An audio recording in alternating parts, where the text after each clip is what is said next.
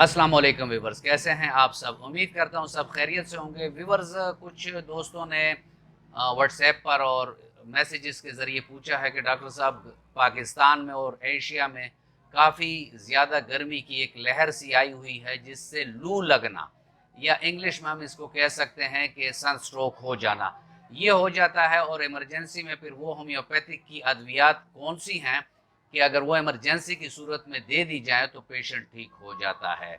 Viewers, इससे ज़्यादा effect बच्चे होते हैं, बूढ़े होते हैं, मुसाफिर अगर कहीं जा रहे हैं और सफ़र कर रहे हैं तो उनको ज़्यादा तकलीफ़ होती है, यानी गर्मी उनको लग जाती है। मज़दूर बेचारे भी बाहर काम कर रहे होते हैं, बच्चे भी अभी तक स्कूल की छुट्टियां नहीं हुई तो वो भी जाते हैं।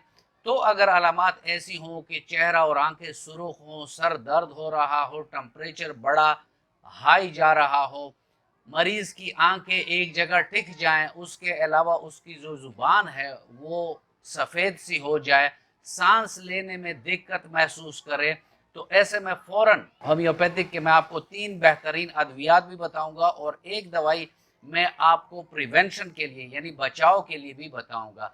पहले वो अद्वियात मैं आपको बता दूं कि जो अगर लू लग जाए और पेशेंट की ये अलामात हों जो मैंने ऊपर बयान की हैं, तो उसमें आप लोगों ने 3 मेडिसिन अल्टरनेट देनी है, यानी बारी बारी। या जैसे आपने ग्लोनाइन 30 दे दी, 2 कतरे मरीज की जुबान पर डाल लें, अगर वो पानी के साथ नहीं ले सकता तो डायरेक्टली आप उसके जुबान पर 2 कतरे ग्लोनाइन 30 के डाल लें। 5 मिनट के बाद उसकी जुबान पर नेट्रम्योर 30 के डाल लें और 5 मिनट के बाद आपने बेलाडोना 30 के 2 कतरे उसके जुबान पर डालना है। ये इस तरह आपने इसको सर्कल में करना है, यानी फिर ग्लोनाइन का जब नंबर आएगा तो 15 मिनट हो चुके होंगे।